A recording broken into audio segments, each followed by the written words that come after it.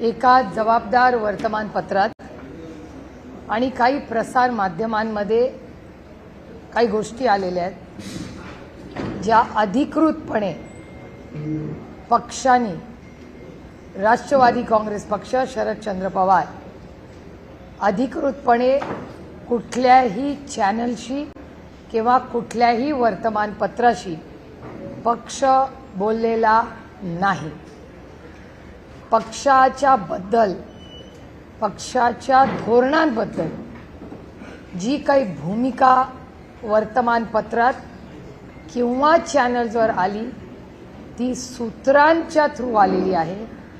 Physically officially कुठलंही statement हे राष्ट्रवादी काँग्रेस पक्ष शरदचंद्र पवारांनी केलेलं नाही।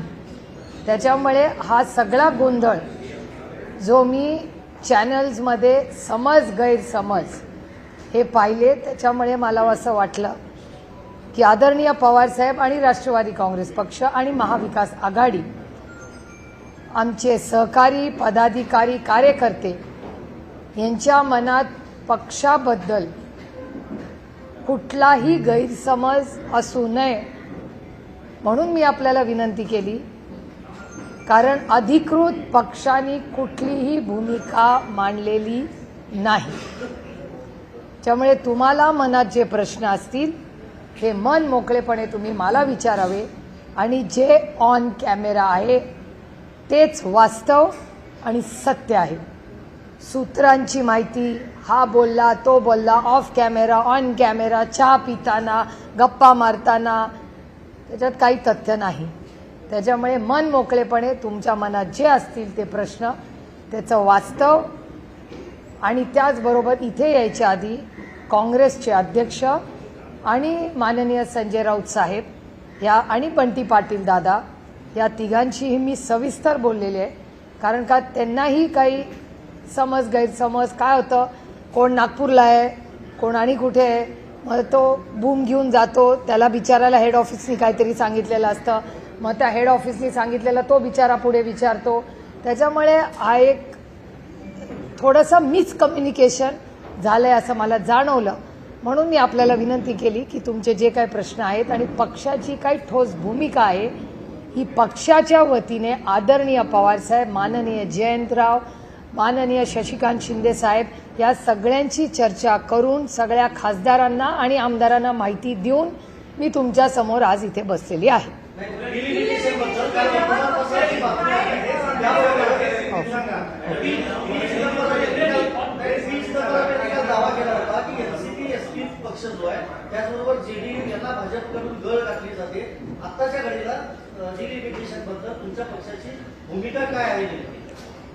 एकतर बिल आलेलं नाही आमच्याकडे नवीन, त्याच्यामुळे नवीन बिल आल्याशिवाय बिल बद्दल मी कशी बोलणार।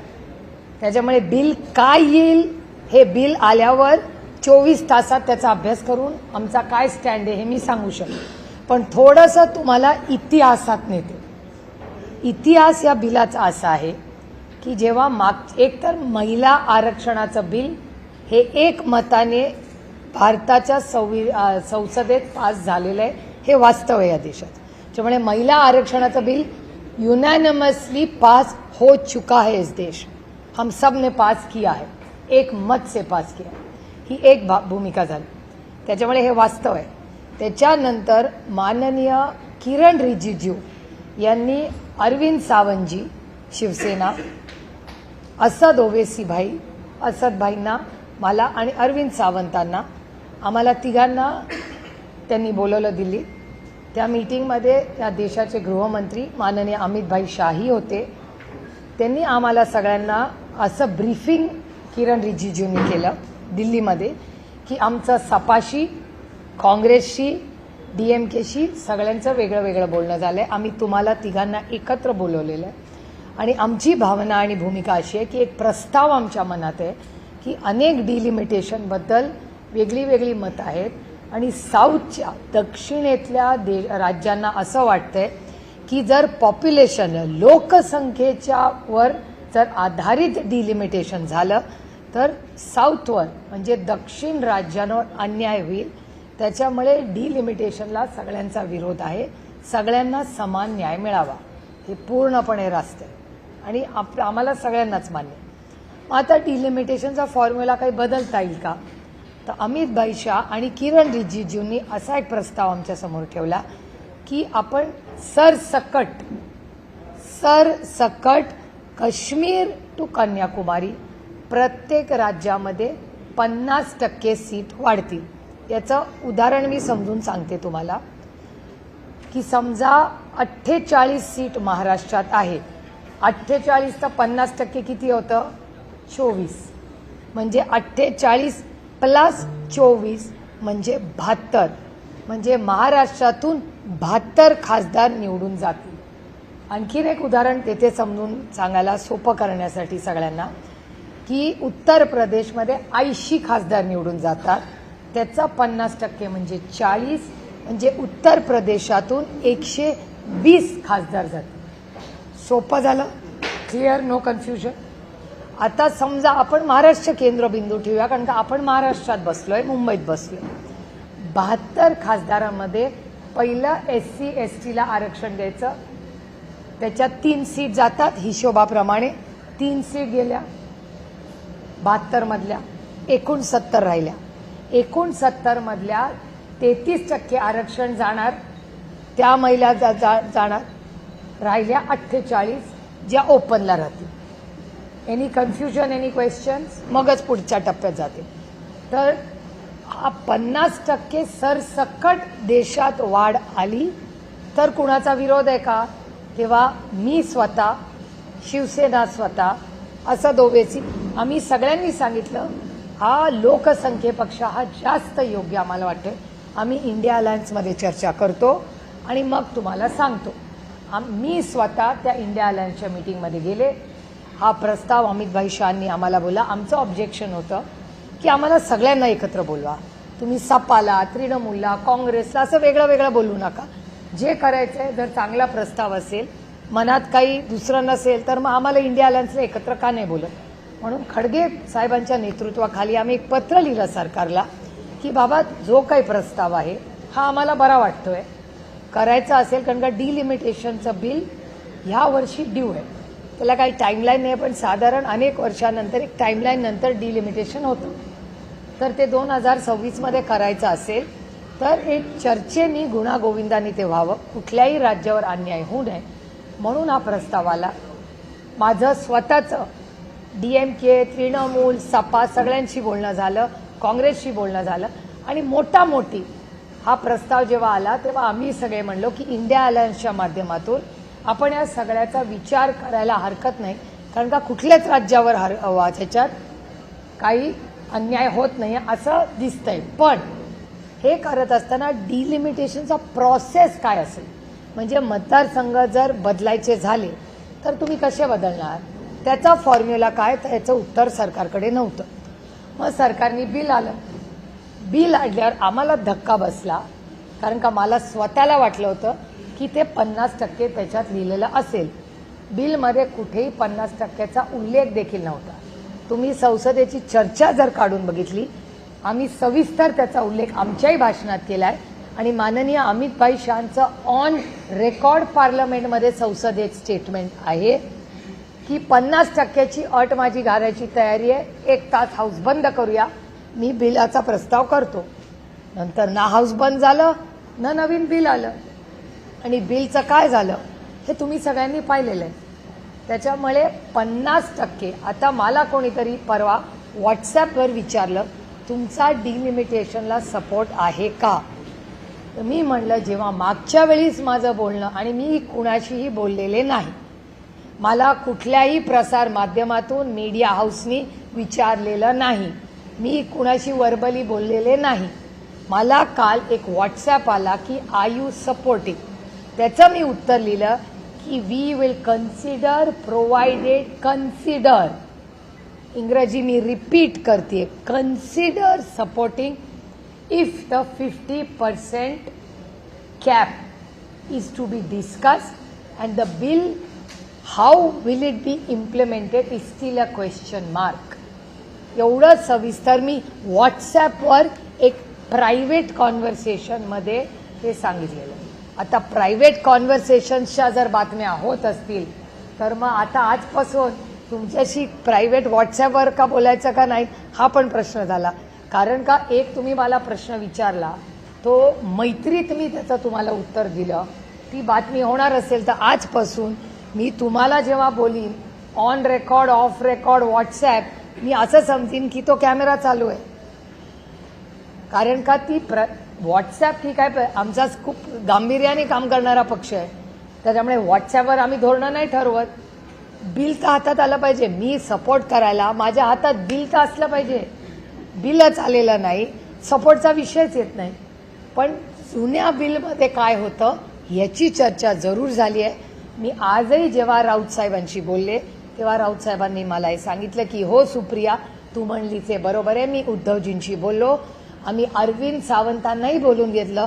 अरविंद सावंतांनी कन्फर्म केलं की सुप्रिया सुळे असद ओवेसी अरविंद सावंत अमित शहाजी आणि किरण रिजिजू अशी मीटिंग दिल्लीत झाली का तर झाली. ती ऑफिशियलच मीटिंग होती.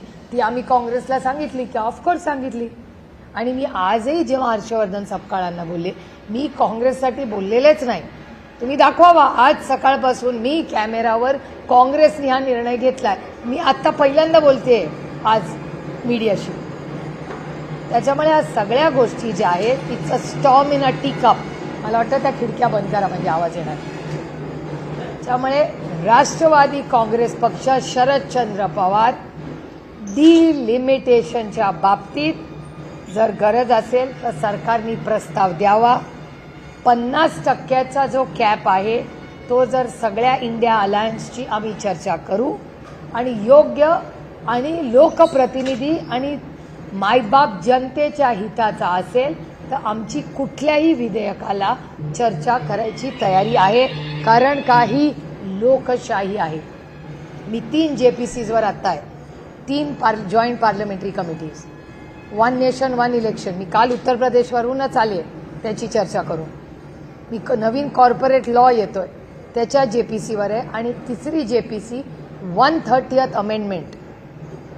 त्याच्यामध्ये कुठलाही प्रधानमंत्री मुख्यमंत्री जर 30 दिवस जेलमध्ये गेला तर त्याला सुमोटो काढायचा अधिकार आहे.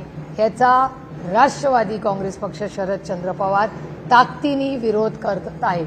2 JPCsमध्ये आम्ही चर्चेला बसलोय. अजून ती JPC पूर्ण झालेली नाही.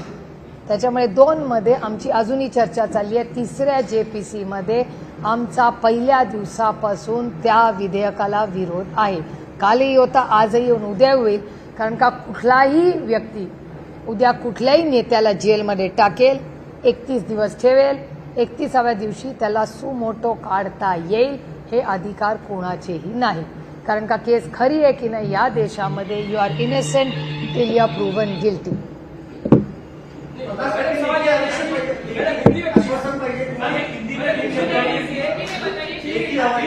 मला डिलिमिटेशनचा प्रोसेस काय असेल फॉर्म्युला काय असेल हे तर कळलं पाहिजे आम्हाला. आमचं म्हणणं आहे डिलिमिटेशन काळाची गरज आहे असं सरकार म्हणते. ठीक आहे आमची चर्चेला बसायची तयारी आहे. पण तुम्ही एकतर साऊथच्या राज्यांवर अन्याय होणार नाही ह्याची खबरदारी घेतलीच पाहिजे. कुठल्याच राज्यावर अन्याय होऊ नये. आणि म्हणून मी DMKचा आवर्जून उल्लेख केला. कारण का DMK पक्षाची माझं सविस्तर बोलणं झालेलं आहे. आणि 50% सीट जर वाढणार असतील तर DMK याचा विचार करायला मी हो म्हणलेले नाही. विचार करायला आपण सगळे इंडिया अलायन्समध्ये बसूया ही DMKची लाईन मी स्वतः ऐकलेली आहे. त्याच्यामुळे त्यांच्या ह्या सगळ्यांबरोबर चर्चा करूनच इंडिया अलायन्स एक मताने निर्णय घेईल. असं झालं त्याच्या आधी ना 50%चं आलं ना फॉर्म्युला आला आणि विधेयक पडलं. आणि त्याच्यामुळे नवीन विधेयक आमच्याकडे आलेलं नसल्यामुळे आम्ही विधेयकावर कसं बोलणार.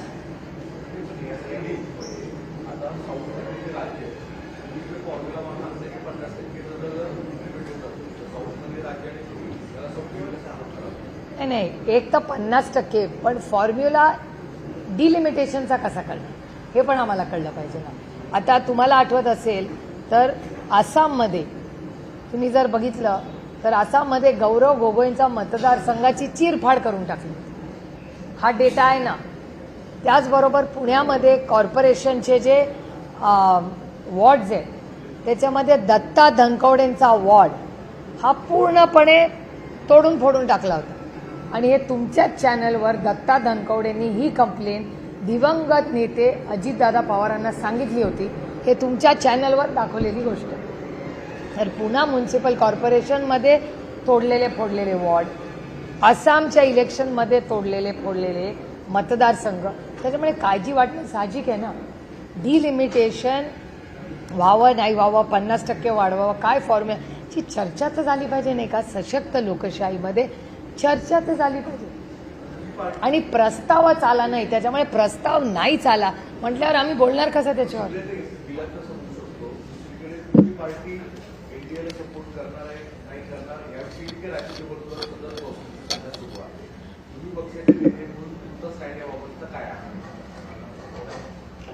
एकतर मला गंमत ह्याची सगळ्याची असं वाटते, जे मी काल नाशिकमध्ये गेले आणि मला वेदना होतात या गोष्टींमध्ये. कारण का आमचं आयुष्य काही ब्रेकिंग न्यूज नाही आहे. आम्ही राजकारणात समाजकारणात जेव्हा येतो तेव्हा आमची भावना ही चांगलं पॉलिसी मेकिंग व्हावं म्हणून आम्ही दिल्लीला जातो.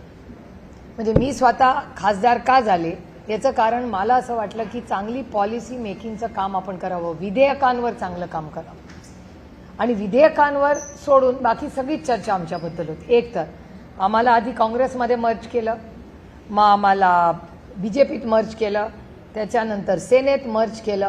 मी परवा नाशिकमध्ये म्हणले आता मनसेच राहिले.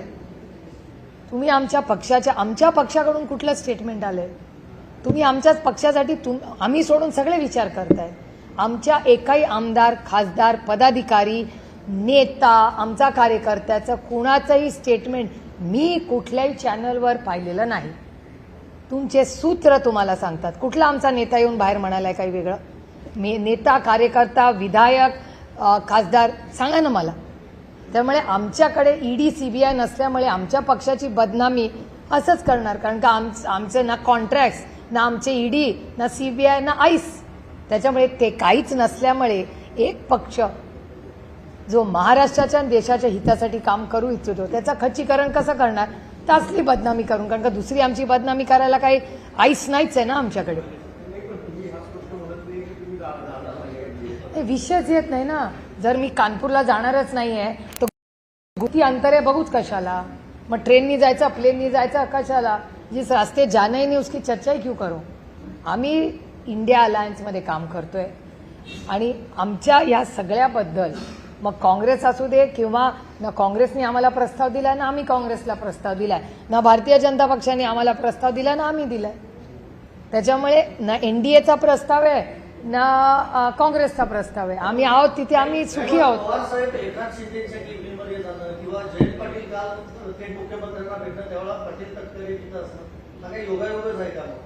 एक मिनिट. पवार साहेब कॅबिनमध्ये जाणं हा योगायोगच आहे. कारण का ते चालत गेले. आता it's really a boring story. तुम्हाला वेळ असेल आणि त्याला व्ह्युअरशिप असेल तर सांगते. पवार साहेब चालत गेले यांनी असेंब्लीमध्ये आणि मी थोडीशी लेखीच्या ह्यानी नेहमी जरा एजवर असते. कारण का माझं म्हणणं असतं तुम्ही जास्त चालू नका, जास्त एक्झर्शन करू नका वगैरे वगैरे. आणि ते ओव्हर इंडिपेंडंट असल्यामुळे ते हात करून म्हणतात तू गा बस, तुला काय कळत नाही. म्हणून ते आपल्या चालत सुटले नेहमीप्रमाणे. आणि परत येताना तिथल्या कॅमेराजमध्ये ह्या सगळ्या गोष्टी आहेत की काही आमदार साहेबांना म्हणले साहेब तुम्ही आलाच इतक्या वर्षांनी तर आम्हाला पण इथे बसूया. तर जी खोली होती तिथे ते वळाले आणि त्या खोलीत जाऊन ते बसले. आता त्यांना काय माहिती. आणि एक सांगते, असेंब्ली पार्लमेंटमध्ये, संसदेत आणि कुठल्याही असेंब्लीमध्ये फक्त प्राईम मिनिस्टरचं ऑफिस आणि चीफ मिनिस्टरचं ऑफिस ह्या फिक्स जागा असतात. बाकी सगळ्यांचे ऑफिसेस बदलत असतात. हे तुम्हालाही माहिती असेल, तुम्ही रिपोर्टिंग करता. तिथे काय फिक्स जागा नसतात. कुठलीच आयुष्यातली जागा बाय द वे राजकीय पद्धतीत फिक्स नसते. आणि ज्याला वाटत असेल ती फिक्स्ड आहे ह्या भ्रमात मी तरी नाही आहे. There is nothing permanent in politics ever for anybody for that matter. त्याच्यामुळे ह्या भ्रमात मी नाही आहे. त्याच्यामुळे ते जाऊन तिथे बसले. ते काय 4-5 लोक त्यांना भेटले. हा शिंदे साहेबांचा मनाचा मोठेपणा. अच्छे को अच्छा बोलना चाहिए. आता त्याची न्यूज कराल की शिंदे साहेबांचं ताईंनी कौतुक केलं. जे चांगलं आहे हे वास्तव ते मी खरं बोलते की ते कॅबिनेट सोडून ते आले. त्यांनी साहेबांना एक 1.5 सेकंड एक बुके दिला, हा त्यांचा मनाचा मोठेपणा, आणि ते निघून गेले. साहेबांनी त्यांची मीटिंग केली आणि आले. त्यानंतर राऊत साहेब नाराज झाले. मी स्वतः राऊत साहेबांना फोन करून सांगितलं की राऊत साहेब असं असं झालं. दुसऱ्या दिवशी तुमच्याच चॅनलवर राऊत साहेबांनी हेही सांगितलं की हो मला फोन आला होता, मला आता कळले, आता माझी नाराजी काही नाही. त्याच्यामुळे ती व्यक्ती, ती गोष्ट होऊन ॲक्च्युली खूप जुनी झालेली आहे ती. पण तुम्ही विचारली म्हणून, आणि मी फार इतिहासात रमत नाही, मी आय लिव्ह द मोमेंट, मी वास्तव तेच जगते. कालची घटना, हा कालची घटना. आता मला सांगा, तुम्ही मला पण हा प्रश्न विचारत नाही आहे. काल माझा ब्रेकफास्ट उत्तर प्रदेशमध्ये योगी आदित्यनाथजींबरोबर होता, माझं लंच डिंपल यादवांकडे होतं. मग तुम्ही मला हा प्रश्न विचारत नाही की तुम्ही यांना का भेटला? हा पण प्रश्न आहेच ना. योगीजींकडे आम्ही गेलो होतो वन नेशन वन इलेक्शनच्या कामासाठी. हा योगीजींनी एक मुख्यमंत्री म्हणून आम्हाला गाईड दिलं. आम्ही भेटलो, आम्ही फोटो काढला, आम्ही ट्विट केला त्यांचे आभार मानून. डिंपल यादव आणि अखिलेश यादव यांचे आमचे कौटुंबिक संबंध आहेत. मी त्यांना भेटायला गेले उत्तर प्रदेशला गेल्यावर. धर्मेंद्र भैया आणि मी पूर्ण 2 दिवस एकत्र होतो सपामध्ये. ह्या काय प्रत्येकजण कुणाला भेटला म्हणून काही कट कारस्थानासाठीच भेटतं हे खरंच मनातून काढून टाकायचं. दुर्दैव आहे की महाराष्ट्राच्या राजकारणात कोणी भेटलं म्हणजे काहीतरी कट कारस्थान करते. एक हा माझा भूल. जयंतराव काल ऑफिशियली माननीय मुख्यमंत्र्यांचा वेळ मागून गेले होते. माननीय मुख्यमंत्र्यांना ते हे सांगायला गेले होते की राष्ट्रवादी काँग्रेस पक्ष शरदचंद्र पवार ह्याचा नगराध्यक्ष आहे, त्या नगराध्यक्षावर चुकीच्या पद्धतीने ॲक्शन घेतलेली आहे. बरोबर ॲक्शनचा टायमिंग बघा, हाऊस चालू असताना ॲक्शन नाही झाली, बरोबर असेंब्ली संपली आणि 2 दिवसात ॲक्शन झाली. हा योगायोग आहे. हा एक भाग झाला. जयंतराव तर ऑफिशियली गेले होते, गाडीने गेले, गाडीने आले. त्यांनी जयंतरावनी काय हुडी बुडी घातली नव्हती, ऑफिशियलीच गेले, काही प्रॉब्लेम नाही. एक तिथे सुनील तटकरे जी आणि प्रफुल्ल पटेलजी होते का नाही ह्याचं उत्तर माझ्याकडे नाही. आणि हा प्रश्न मला विचारायच्या ऐवजी हा प्रश्न तुम्ही माननीय देवेंद्रजींना विचारला पाहिजे, कारण काही मीटिंग त्यांच्या घरी झाली. वर्षा बंगल्यात ते राहतात ना, त्याच्यामुळे त्यांच्या बंगल्यात कोण येतं जातं हे आम्ही कसं सांगणार? आम्ही सामान्य माणसं, आम्ही साधे विरोधी पक्षातले खासदार, आम्हाला कसं माहिती असेल माननीय मुख्यमंत्र्यांच्या घरी कोण जातं नाही? ह्या सगळ्या प्रश्नाची उत्तरं तुम्ही त्यांना विचारावं लागेल. आमच्या पक्षाचे नेते इस्लामपूरच्या, ईश्वरपूरच्या कामासाठी गेले होते, ऑफिशियली वेळ मागून गेले होते. त्यांचं काम झालं आणि पुढच्या दरवाज्याने गेले आणि पुढच्या दरवाज्याने परत. मतदारसंघ पुनर्रचनेच्या बिलच्या संदर्भात तुम्ही म्हणता की 50% सरसकट जर जागा वाढत असतील तर त्या संदर्भात इंडिया अलायन्समध्ये त्या संदर्भातली चर्चा होईल. परंतु जर एकीकडे पाहिलं तर हे जे काही पुनर्रचना होते त्याच्यानुसार उत्तर भारताला एक वेगळं माप दिलं जाणार आहे, दक्षिण भारताला एक. तसं होणारच नाही ना. जर 50% आलं तर मग कसं माप होईल? स्टँडर्डायझेशनच होईल ना काश्मीर टू कन्याकुमारी. मेजॉरिटी मतदारसंघ वाढणार, अर्थातच तिथे 500 अधिक मतदारसंघ बनतील, दक्षिणेकडे 300 मतदार. आत्ता जसं आहे तसंच होईल. आत्ता जो बॅलन्स आहे तोच 50% वाढला तर आहे. आत्ता जेवढे तेवढीच टक्केवारी राहणार ना, टक्केवारी थोडी बदलते. परंतु एकीकडे उत्तर भारतात जो डॉमिनेट करणारा पक्ष असेल तोच संपूर्ण देशभर राज्य करत. Not necessary. सगळं साऊथ हारले तर कसं करतील? किती सीट आले तरी 800 सीट होतील ना, मग गेम विल चेंज.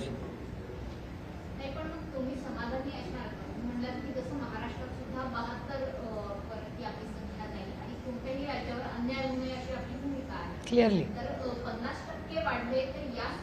पण त्याच्याबरोबर एक तर प्रस्ताव तर येऊ द्या. मागच्या वेळेस आम्हाला बोलवलं मीटिंगमध्ये पण बिलमध्ये आलंच नाही, म्हणून आम्ही बिलला विरोध केला. म्हणजे आम्हाला बोलून सांगितलं एक आणि बिलमध्ये प्रिंटमध्ये आलं नाही. आता आपण जे बोलतो ते बिलात यायला पाहिजे ना. काँग्रेसचा या संपूर्ण 50%ला जर विरोध असेल चर्चा तर मग तुम्ही काँग्रेस सोबत राहणार की नाही? आम्हाला बिल आल्याशिवाय मी बोलणार नाही. बिल आल्याशिवाय मी कसं बोलणार? कारण का इम्प्लिमेंटेशन कसं करणार हा पण एक मोठा मुद्दा आहे ना. कारण का जर सीट असतील तर त्या सीटमध्ये फॉर्म्युला काय असेल त्याचं क्लॅरिफिकेशन केंद्र सरकारला आम्हाला द्यायला लागेल.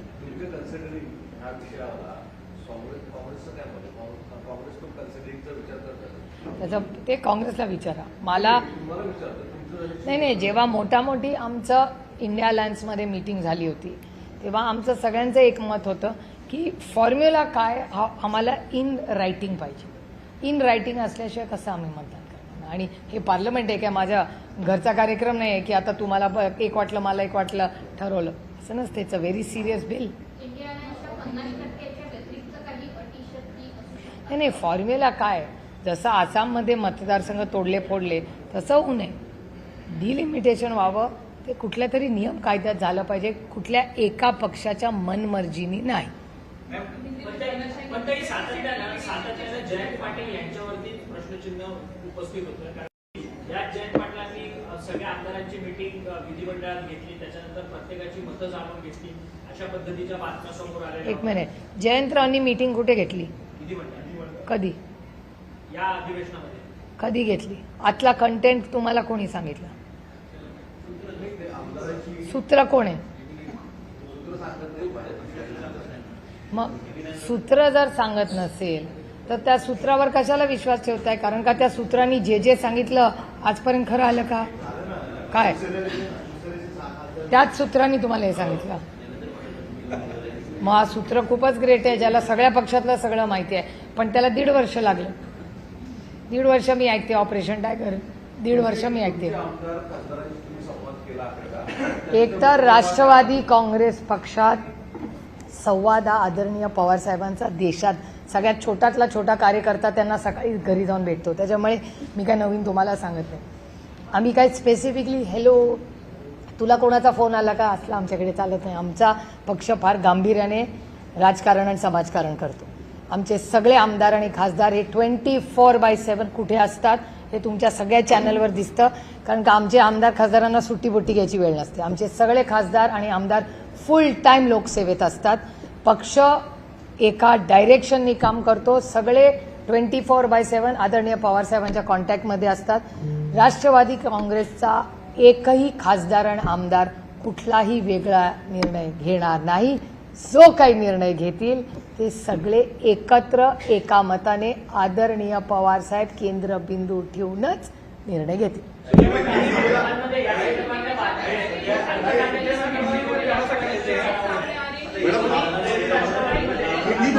मराठी जय महाराष्ट्र.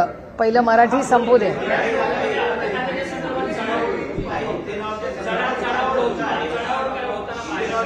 एक मिनिट काहीतरी हा महत्वाचा मुद्दा आहे. कारण का महाराष्ट्राची आर्थिक परिस्थिती अतिशय अडचणीत आणि गंभीर आहे.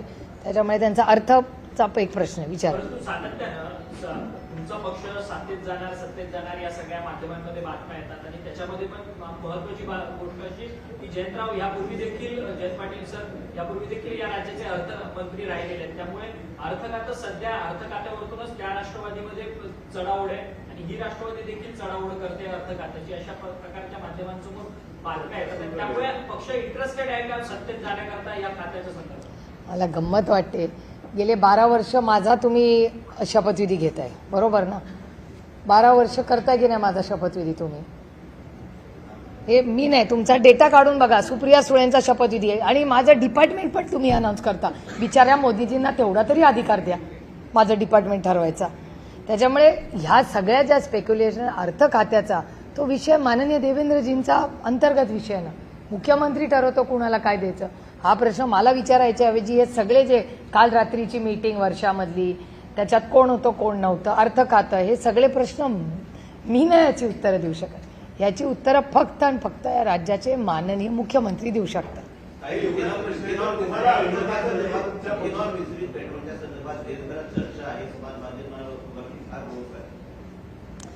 आता 19 तारखेला इंडिया अलायन्सची मीटिंग आहे दिल्लीत. अर्थातच आम्ही त्याला जाणार आहे. आणि 20 तारखेला आमच्या वतीने इंडिया अलायन्सच्या मीटिंगला आणि ऑल पार्टी मीटिंग जी किरण रिजिजूंनी बोलवली आहे पार्लमेंटरी अफेअर्स मिनिस्टर म्हणून, त्याला आम्ही 2 गोष्टीची म्हणजे 2-3 महत्त्वाच्या मुद्द्याची आम्ही मागणी करणार आहोत पक्षाच्या वतीने. म्हणजे इंडिया अलायन्सच्या मीटिंगमध्ये पण मागणी करणार आहोत आणि पार्लमेंटरी अफेअर्स मिनिस्ट्रीमध्ये पण मागणार. एक मध्ये हा जो पाण्याचा प्रश्न आणि शेतकऱ्यांचं मोठं आव्हान राज्यात आणि देशात ह्याच्यावर एक सविस्तर चर्चा देश पातळीवर झाली पाहिजे. एक त्याच्यानंतर दुसरं म्हणजे पिण्याचं पाणी शेतीचं पाणी एक जेनरिक चर्चा आणि सरकारचा काय प्लॅन आहे ह्याच्यासाठी हा पहिला मुद्दा. दुसरा मुद्दा, आज जगामध्ये जी परिस्थिती झाली, आपण अनेक भारतीय पुणेकर गमावलेत या युद्धात. तर ह्याच्यासाठी इकॉनॉमिक केंद्रबिंदू ठेवून काय विचार करते भारत सरकार. त्याच्यानंतर राम मंदिरात आमच्या श्रद्धेचं स्थान, अयोध्या ते उज्जैन याच्यावर आमची श्रद्धा आहे. आमच्या श्रद्धेच्या स्थानावर हल्ला झाला आहे. त्यामुळे अयोध्या टू उज्जैन मध्ये दोन्हीकडे जर भ्रष्टाचार झाला असेल, हे तुमच्या चॅनलने दाखवलेलं आहे की भ्रष्टाचार झालेला आहे. काँग्रेस राष्ट्रवादीवर ह्याच भारतीय जनता पक्षाने टोकाची भूमिका घेतली होती. आमचे अनेक नेते जेलमध्ये टाकले असे आरोप झाले आणि आता ते मंत्रिमंडळात आहेत. म्हणजे ज्यांना भारतीय जनता पक्षाने जेलमध्ये टाकलं ते आज मंत्रिमंडळात आहेत. त्याच्यामुळे मग ते भ्रष्ट होते का नाही तो आता एक आईसचा एक वेगळा विषय, तो मी आज बोलणार नाही.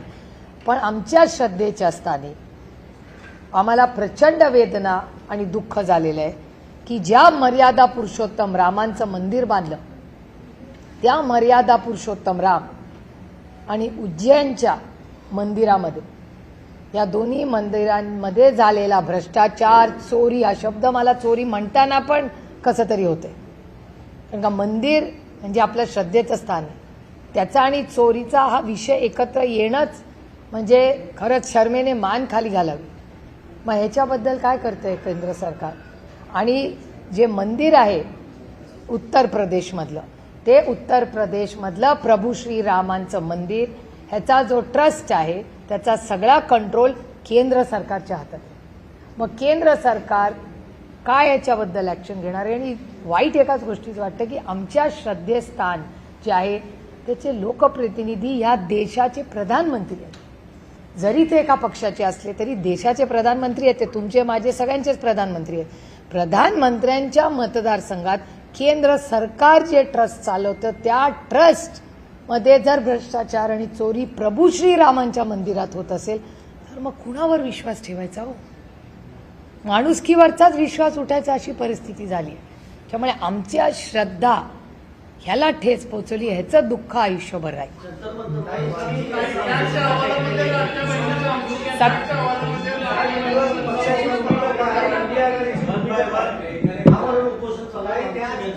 मी आमच्या पक्षाच्या वतीने आम्ही आमचे जे स्पोक्सपर्सन आहेत, दिल्लीचे अध्यक्ष आहेत, ते ऑलरेडी तिथे जाऊन आले आहे.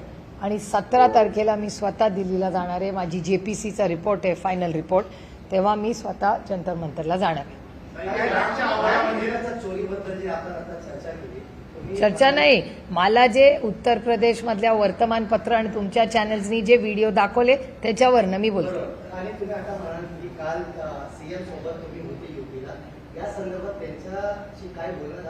नाही, कालची चर्चा वन नेशन वन इलेक्शन बद्दल होती. काल स्पेसिफिक ऑल पार्टी डेलिगेशन होतं, 25 खासदार होते, CM, दोन्ही DCM, त्यांचे स्पीकर, लीडर ऑफ ऑपोजिशन, या सगळ्यांची एक मोठी मीटिंग होती काल लखनौला. आणि त्या मीटिंगमध्ये वन नेशन वन इलेक्शन व्हावं का नाही व्हावं ह्याच्यावर त्यांच्या पक्षाची काय स्टँड आहे त्याच्याबद्दलची ती चर्चा होती.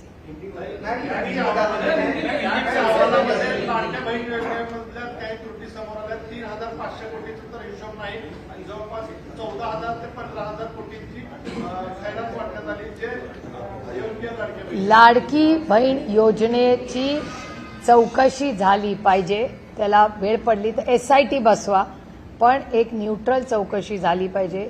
हे दुर्दैव आहे, बहीण भावाच्या नात्यापेक्षा कुठलंच नातं पवित्र नसतं. प्रभू श्रीरामांना फसवलं, त्यांचं नाव खराब केलं या लोकांनी.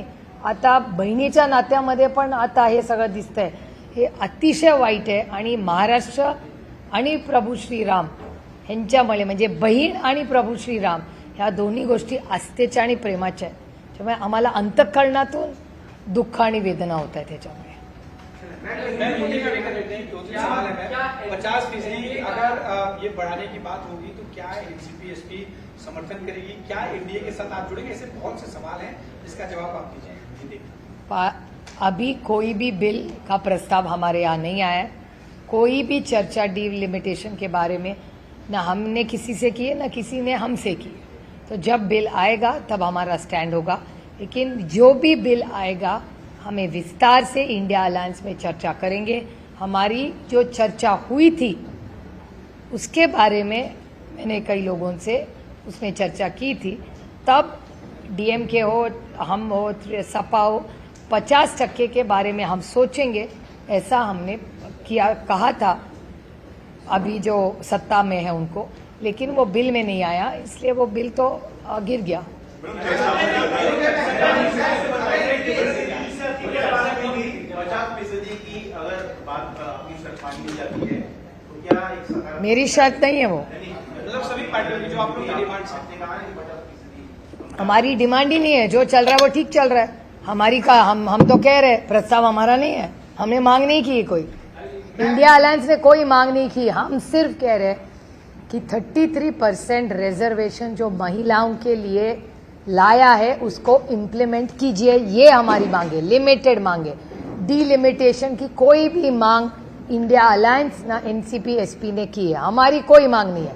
हमारी सिर्फ इतनी मांग सीमित है कि आपने महिलाओं को आरक्षण देने का वायदा किया था, वो वायदा पूरा कीजिए, सिंपल। मैडम ये सबकी बात है, कई सारी बातें के बीच में विस्तार से जानना चाहते हैं क्या बातचीत हुई थी, उसमें क्या हुआ था आगे, और वो डेट भी बताइए, थोड़ा कंफ्यूज हो रहा है, ऐसा लग रहा है कि आप अभी ऐसा प्रपोज करेंगे 50%। नहीं, अभी नहीं, पिछले अभी तो बिल ही नहीं आया, पार्लियामेंट का सेशन ही चल नहीं रहा है। जब पिछला सेशन जब हुआ था पार्लियामेंट का, वो जो बजट सेशन था, बजट सेशन में असद भाई, सुप्रिया सुले और अरविंद सावंत जी को किरण रिजिजू ने बुलाया था। हर पार्टी को अलग अलग से बुला रहे थे और उसमें इस देश के गृह मंत्री जी माननीय अमित भाई शाह, वो किरण रिजिजू और हम साथ में मिले थे।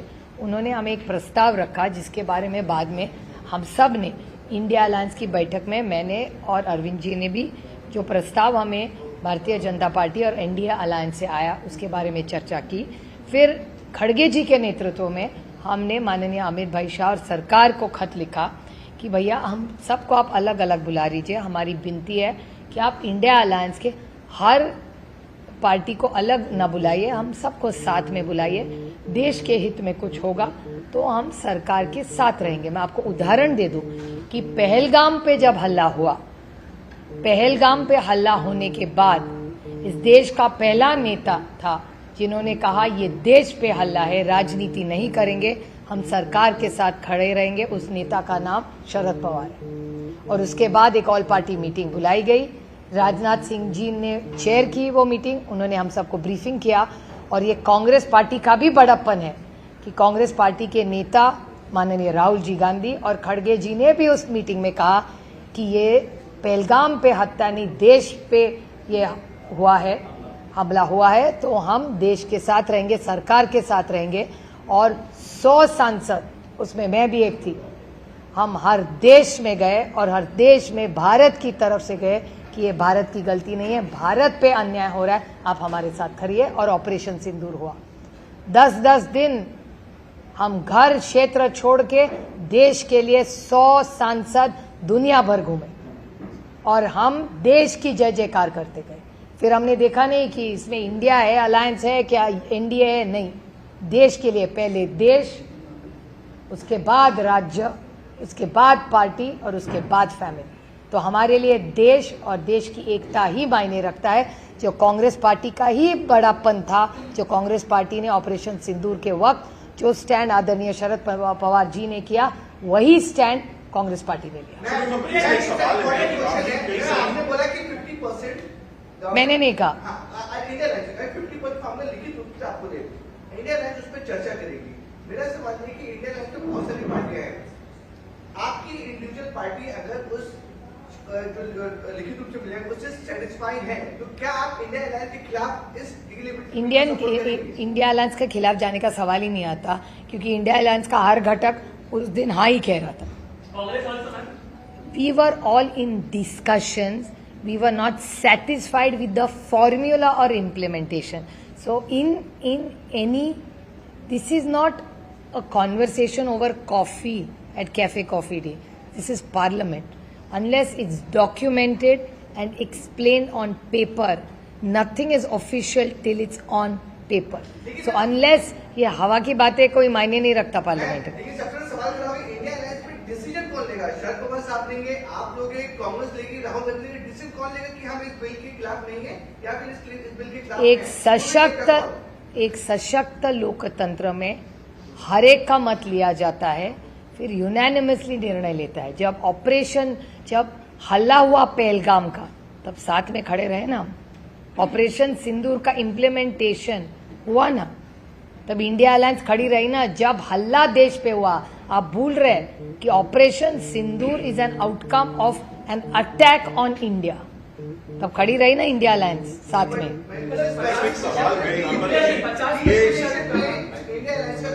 कौन लेगा? सब मिल के लेंगे जैसे आज तक लेते। अगर आप पक्ष में है और कांग्रेस पक्ष में नहीं है, फिर कंफ्यूजन तो क्रिएट होगा। कौन लेगा कौन? अभी अगर बारिश आई तो छाता लूं कि मैं रेनकोट लूं, these are very vague discussions, these are very serious bills. Party के भीतर क्या आपकी राय, पार्टी के भीतर नेताओं की आपकी? ये तो अधिकार ही नहीं है मुझे, मैं इंडिया अलायंस का घटक हूँ। तब जो होगा तो साथ में सोचेंगे। बड़ा काम, ये बिल बहुत इंपॉर्टेंट है इस देश के लिए, इतने हल्के में हम लोग चर्चा नहीं करते। हम साथ में बैठेंगे जो देश के हित में होगा। अब मैं और एक उदाहरण दूं, जीएसटी का बिल हमने पास किया ना। आप चिदम्बरम जी के बारे में कह रहे थे, चिदम्बरम जी ने कितने सुझाव दिए थे उस बिल में, आप उनका भाषण निकालिए। बहुत सारे सुझाव दिए थे और हम सब ने मिलकर जीएसटी का यूनानिमसली बिल पास किया था, क्योंकि वो बिल हमारा ही था। मनमोहन सिंह जी का बिल था जीएसटी का, जो मोदी साहब ने पास KIA.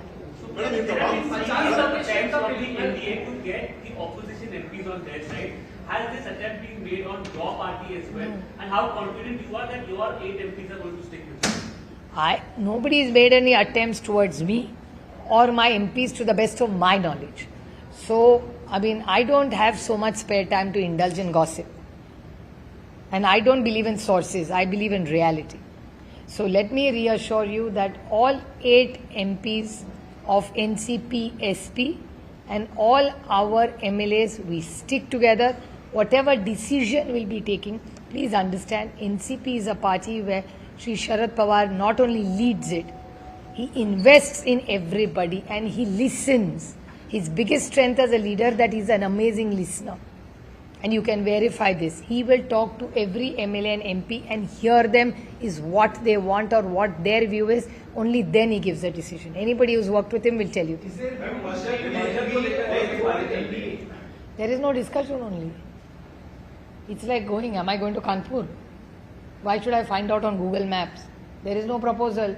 Nor is NDA asking us, nor we are asking NDA. So where is the question of having the discussion? The discussion is on TV, not in the party or the organization.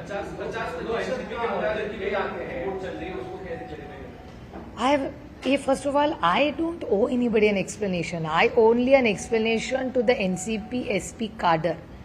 Till my brother was alive, was there dialogue? 100%.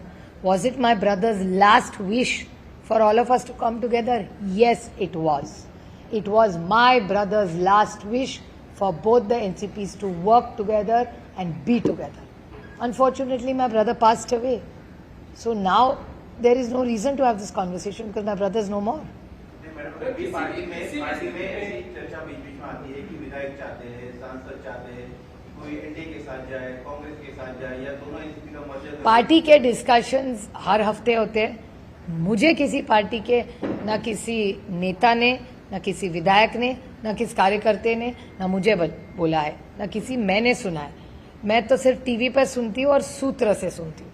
Party में ऐसी कोई चर्चा, हमारी हर हफ्ते party होती है, उसका party की meeting का हर फोटो भी ट्वीट होता है, तो आपको पता है हम लोग कितने बार मिलते हैं।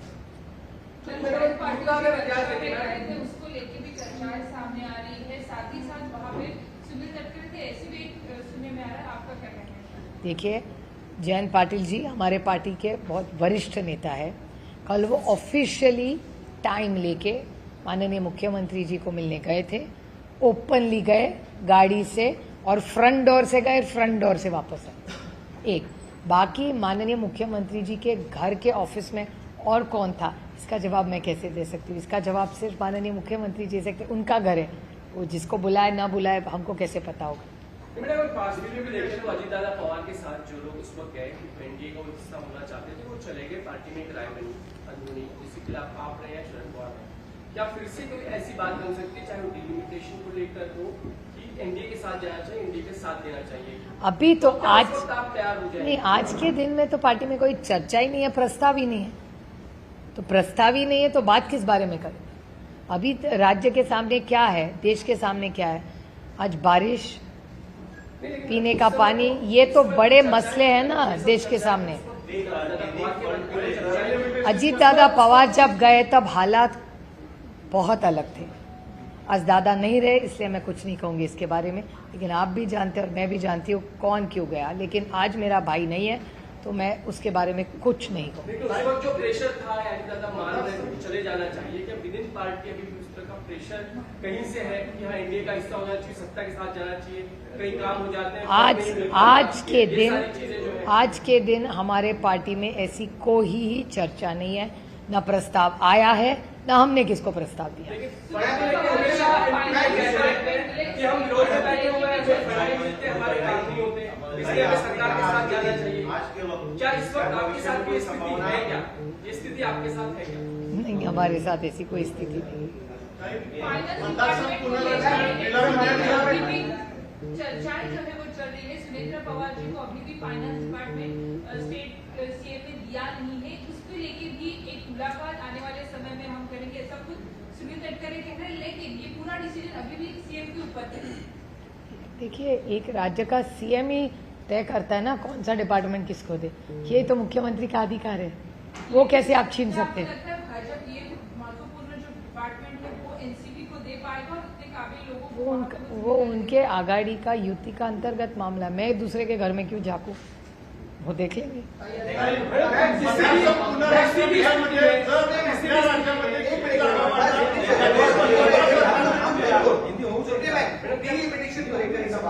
आप उनका विरोध भी नहीं कर रही है, आपको कह रहे हैं कि अगर कुछ कंडीशंस हैं तो आप लोग सपोर्ट करेंगे, is it correct? That's not what I'm saying. Let me reiterate what I have said. First of all, मैं रिपीट कर रही हूँ आपके लिए, आपकी जानकारी के लिए, एक आज के दिन डिलिमिटेशन के बारे में कोई प्रस्ताव नहीं है। तो जो प्रस्ताव है ही नहीं उसके बारे में मैं कैसे बोल पाऊंगी, क्योंकि मैं एक सशक्त लोकतंत्र की एक लोक प्रतिनिधि हूँ। सामने कुछ है ही नहीं तो उसके बारे में मैं कैसे बोलूं? I don't know what they have in mind. तो जब तक बिल नहीं आएगा तो हम कैसे बोलेंगे?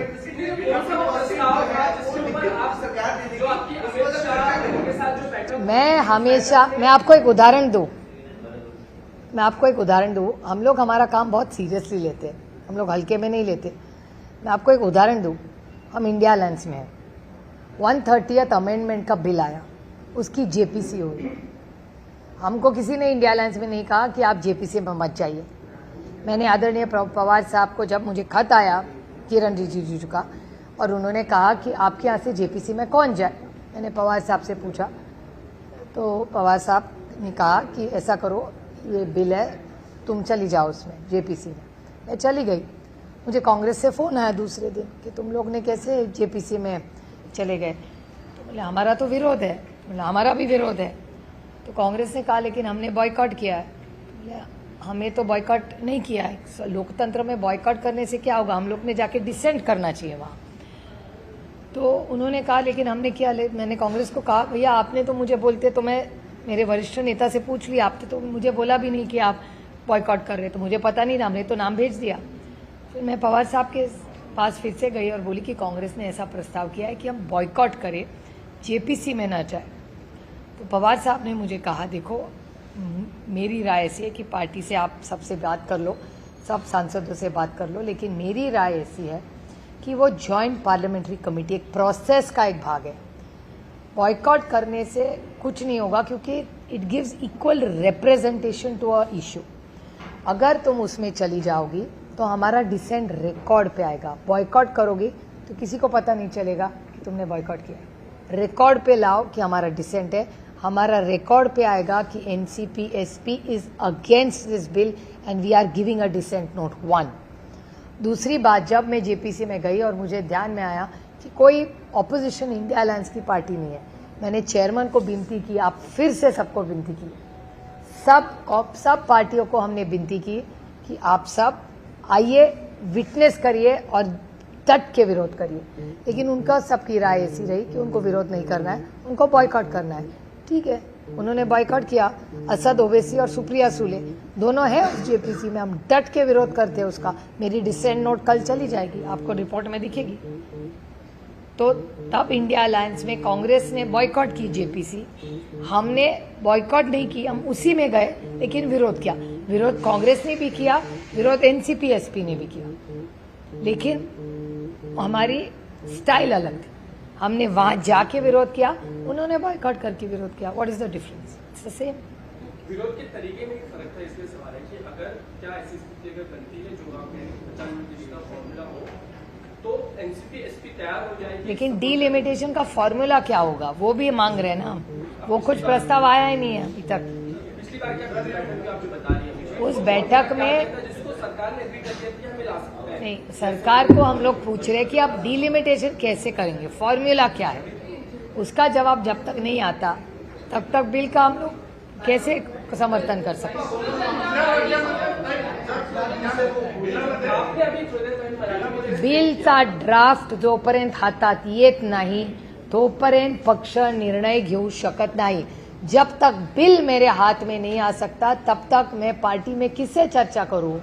और हमारे पार्टी में जब बिल आता है तब पूरी सबसे चर्चा होने के बाद ही आदरणीय पवार साहब निर्णय लेते हैं। हमेशा ही चल रहा है कि क्या समर्थन जारी किया हाँ, कांग्रेस जनता पार्टी के प्रोटेस्ट को और मैं 17 तारीख को खुद जा रही हूँ और हमारे जो पार्टी के दिल्ली के लोग हैं वो सब जा चुके हैं, वहाँ मिल के आके गए। कधी? कुठल्या 20 तारखेला? कोणाचं? आम्हाला काय अजून काय त्यांच्याकडून प्रस्ताव किंवा माहिती काय आलेली नाही, जेव्हा येईल तेव्हा बघू। पण 17ला मी स्वतः जाणार आहे। जिस तरीके से एनडीए को लेकर कि आप क्या कोई भी पार्टी का दबाव बनेगा तो आप एनडीए का हिस्सा किसी भी कीमत पे नहीं होंगे बीजेपी का? एनसीपी कभी भी एनसीपी एसपी किसी के दबाव में आने वाली पार्टी नहीं। न हम दबाव में कल थे, न आज है, न कल रहेंगे। हम दबाव में कोई काम नहीं करते। ये देश दबाव से नहीं चलेगा या किसी की मनमर्जी से नहीं चलेगा। ये देश सिर्फ और सिर्फ भारत रत्न डॉक्टर बाबा साहब अम्बेडकर के संविधान से चलेगा।